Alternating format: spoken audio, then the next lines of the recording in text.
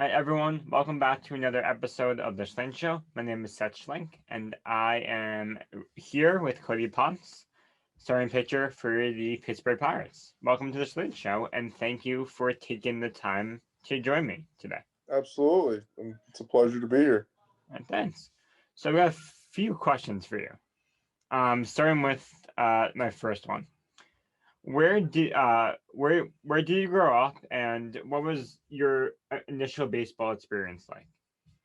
I grew up in Upland, California, Southern California area. Um, Baseball really started in 1999 for me. Obviously, like T-ball and coach pitch and everything like that.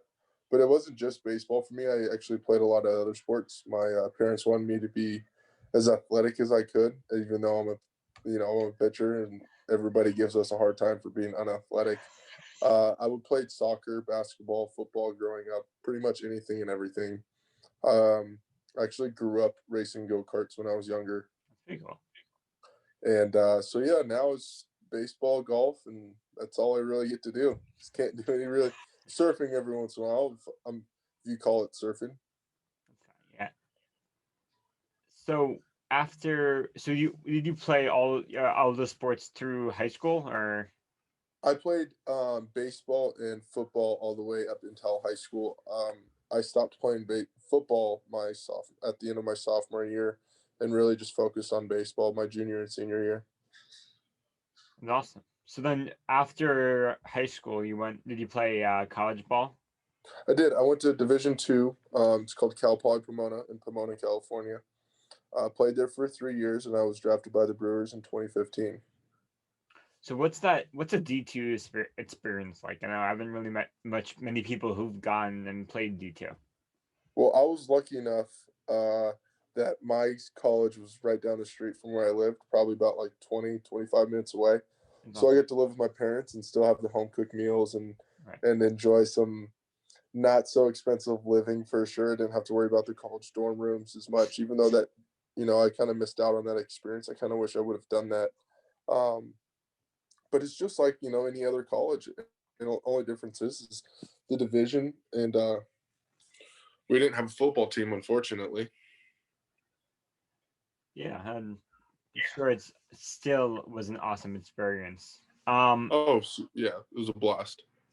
So then you played, if I recall correctly, you played the Cape Cod League with I the did. Whitecaps. So, yeah, I No. did. I played in the Cape Cod in summer of 2014 Yeah. for John Altobelli, and he was probably one of the best coaches I was ever able to play under. And played out there in 2014 and came back home and helped take our team to the Division II National Championship in Raleigh, North Carolina. So what was that experience like? Playing it on the Cape. I've read a lot. I've been there, not during baseball season, but I've been able to read up a lot, watch a lot of videos, but I haven't really got to understand fully the experience of a Cape Well, League then player. you definitely need to go up there during baseball season. During the Yes, summer, it is something it's a that must. you don't want to miss. Orleans is probably one of the craziest places that I've played at. Yeah. In Chatham, obviously, because of the name and the movie and everything like that, it was kind of cool. But the atmosphere, the camaraderie, the brotherhood, the friends in which you made and which I made. I have friends all across the country now because of it. And I'm literally, when I drive, everybody calls me crazy for it, but I drive from California to Florida for spring training, and then I'll drive all the way home from wherever I'm at. And I just stop and see people who I haven't seen, or close friends that I do get to see because of it. That's awesome. So then after you played in the Cape and then you won that D2 championship, you got drafted. Yeah. Right? So we actually didn't win the championship. Oh, We went to the championship. went to the championship. They called the D2 championships, but we came in, I believe, it's either third or fourth. Yeah. We had an opening match against University of Tampa, and we lost that game. And then we were in the losers bracket on the way up, and we were one game away from going back against them again. All right. Still really awesome. Yeah. So what was that draft experience like for you? I know. It was crazy. I mean, obviously, everybody dreams about getting drafted, and your dream is to become a professional ball player. And then, obviously, the number one dream is to make it to the big leagues. So, to come out of high school not knowing if you're going to play baseball ever again, to playing baseball at D2, just like working out as hard as you can to have the opportunity to get drafted, and then to be drafted was just like kind of a culture shock in a sense. Right. It was like, wow, this is actually a possibility now. I'm going to keep working and try to keep getting better. And then you get to minor league baseball, and it's completely different than what everybody thinks. Right. So what's that low level minor league life like? So, I mean, all the way up pretty much. It's like they call them minor league grinders for a reason Right. because you are on bus rides for 10 plus hours, 12 plus hours. I mean, you're eating PB&Js for dinner. You're not getting paid really anything. I mean, I remember one of my paychecks was like $215 or like $300 for 2 weeks. And Hmm. that's like you can go work anywhere at a fast food restaurant, anywhere. I mean, we for me in a sense, in and Right. out pays better than being a minor league baseball player. Right. So after you spent all these years in the minors, then you got traded in the middle of the season, right? Hmm. From the Brewers to the Pirates. What was that experience like getting traded and then moving to Yeah, another so team? like I said, I was drafted in 15 by the Brewers, and I was with them all the way until 19. I was driving on the way to the field one day. We were stopping at Starbucks as we always do, and there was talks about somebody getting traded from our team. And next thing you know, I got a phone call, and everybody in the car went silent because it was our farm director, and he's taking, he says, "Thank you for everything you've done. Um, obviously, I'm guessing you know where this is going. You've been traded to the Pirates."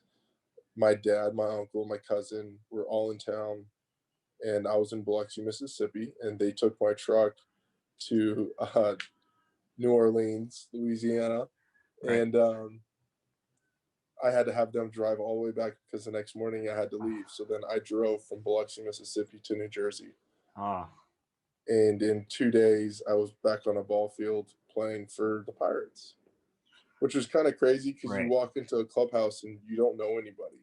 Hmm. You got to create a whole new brotherhood. You got to create a whole new friendship with everybody. And the Pirates were really cool about it. Everybody who I played with was really, really cool. Everybody was open. Everybody wanted to, obviously become friends and become teammates. And they were really good. And it was like super easy transition. So then, what was your day to day life like? And was there any really difference in the minor leagues in one team versus another? Now that you got to experience both of them, or is it really just the same all across the board? Baseball's baseball. You wake up and so there's a lot of things that changed from the off season to the regular season. And I think the sleeping pattern is probably the biggest. Hmm. So you go from off season to probably waking up and sleeping in wherever, like whoever you are, just depends. For me, I'm a morning person, so I wake up probably around 6:30, go to the gym around 8:30, and I'm done pretty much with my day by 12 o'clock, one, just from working out, throwing, and doing all the other little necessity stuff. And Got then you come to spring training, and now it's you have to be at the field at 7 a.m., and then you're leaving the field at 1 p.m., which is pretty close to the same. And then season starts. And now games are at 7 p.m. and you're up until 11 p.m. uh-huh. Where usually you're going to sleep during the off season at like 8:30, 9 o'clock at night, waking up early. Now you're staying up late and now you're sleeping in. So it kind of like is like kind of a shock to your body in a sense. And you kind of learn how to do that. But I mean, even it doesn't matter who you're with, I would say. The schedule pretty much stays the same and you learn how to adapt to it. So after the 2019 season, right, you played with the U.S. national team. How awesome was that experience? You know, for you. Uh, it's almost like speechless, to be honest with you, to be able to wear the three letters across your chest and the three colors of our country is a great honor. And all I can do is be thankful for the opportunity that I was given, and hopefully one day I can play again for our country. I would love to do anything I can for this country. But being able to travel to Mexico, where my dad's side of the family's from, and play there for a week and a half and see the culture and see how everything is down there, and then travel to Japan for another, 8-9 days and do all that out there and see how their culture is and how they live, the food difference, the just the way they go about their day-to-day life is really, really cool. Right, and then and then you also pitched really well throughout that tournament, which I would say Yeah. is another added bonus. Mentally, not only that you get to experience all this amazing culture, but you also get to play baseball and feel good about yourself after. Yeah, I think, you know, as as well as I did, I think it's still a team effort, to Right. have everybody behind me. I mean, when I pitched that bronze game against Mexico, like there's a few double plays that got me out of some big innings that could have really spiraled downhill. And we just had a great defense. We had an all around great team. I mean, I couldn't have asked for any more at the time. So after the season, right, I believe, you were added to the 40 man for the Pirates. Yes, sir. All right. So how does that change your mindset per se going into? Well, yes, going into the spring training. Mm, it doesn't really change your mindset. I don't think your mindset really changes at all. Like I had a good buddy of mine, Derek Holland, tell me no matter what, every year you go into spring, you're fighting for a spot. Whether you have it locked down or not, you're still fighting for that spot. Every spot's available every year. So no matter whether I was on the 40 man or not, like I know I'm going in fighting for a spot that I want. And I think that's still kind of kept me going in a sense. Mm-hmm. Makes sense. So what was that spring training experience like? Very short spring training before it got stopped by the pandemic. Yeah, it was an unbelievable spring. I had Joe Musgrove, and I can just name off the guys, but there's no really point to because everybody in there was like everybody was their own leader, and everybody was a team leader, and the team itself was so close and like it was just like there was no. It's so hard to explain. I'm not trying to stutter and No, repeat it's fine. myself, but it's everybody was so close. It was so easy. Everybody was friends. Right, So it was no like hierarchy. There was no like putting down. Everybody brought each other up. Everybody pushed each other to become better every single day. right. And then what was that experience like? Just getting told that you have to stop the entire season. It was tough. I Right, mean, you go into spring training getting ready for the year. And then all of a sudden they tell you, hey, we're not going to play. right, And then you're hearing, hey, we might start up. Oh, it's getting pushed back. Hey, we might do this. And it was so many like, so you come home and you keep training, you keep throwing, you keep doing everything, but yet you're on this edge of, I have to leave tomorrow. Everybody was ready to leave the next day. Everybody was ready to leave at the end of every week. That's the way it was kind of played out. So it was tough. And then we went into the spring training 2.0 and then the training camps and uh, it was just a crazy year. right. So did you play at all at the alternate site, or is that where you spent like half the year, right? And then you got Yes, called up. I was going up.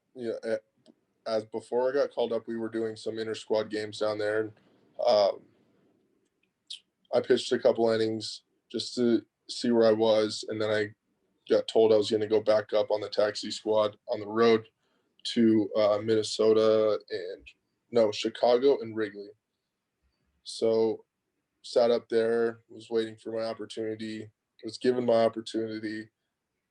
I got called in by Derek Shelton. So instead of a phone call being told by your AAA manager or AA manager, whoever it was, I got called into the office. He told me at Wrigley Field, I was able to go sit up in the stands and call everybody and my family and tell them, hey, tonight might be the night. And then obviously I was put into an extra innings game with a runner on second, which was a new rule. And I had Anthony Rizzo and Javi Baez back to back. And I was like, well, welcome to the big leagues, Cody. Right. So what have you learned anything from that experience being like the next man up type of mentality? Baseball's baseball. Nothing Right. changes. Yeah. The only thing is there's an extra deck, there's brighter lights, and you're just facing like everybody's still a baseball player. Yeah. No, it's fair. What advice would you give to someone who wants to join, say a high school team or a little league team? I would say first off, I would tell the parents if they want their kids to become a baseball player, just don't make them a baseball player, make them an all-around athlete. Put them in any sport. Don't let like, and it's tough. Like I was always taught like my parents didn't choose baseball for me. I chose baseball for myself. I could have stuck with racing. I Right. loved it so much. I still do, but I'm 6'6" and I don't fit in a race car. So that's not going to work. Um, I didn't really like basketball or soccer all that much. I did love football. I was a quarterback. But I fell in love with baseball even more. But I think by putting your kids in so many different sports and so many different types of athletics, it allows them to become a more well-rounded athlete. Makes sense. So, and then you go into high school, and I would just say, like, as you go in, don't stop working no matter what you're given. And if you're not given anything, then you keep working because hard work usually most of the time pays off because, yeah, you can have a lot of talent. I didn't have much talent in high school, but I kept working and I was given an opportunity. And once you're given that opportunity, you just got to learn how to keep working and run with it. All right. So I got one last question before I wrap it up here on the Slane Show. Thanks again for joining me. What was the what was the best piece of advice that you've ever received, and how did that really benefit you? Best piece of advice I've ever received: don't change. I'm a very large guy.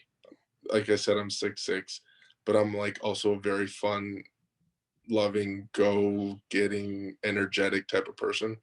And to be told, hey, don't, you need to be quiet, stop talking, or it takes away from who you are and your character. So just don't really like change. Don't try to be somebody who you're not. If you're not the talker, don't try to be the talker. And if you're not the guy who can make all the jokes, make everybody laugh, don't try to be that guy. Just be you and everybody will like you for who you are. Yeah, that's And that's don't stop pretty. working. Yeah, I would say that I agree with that. All right, so I guess that wraps it up here on episode number 1, season 2, so number 11 of the Slane Show. Cody, thanks for joining me. So thank you so much. All right, no problem. All right.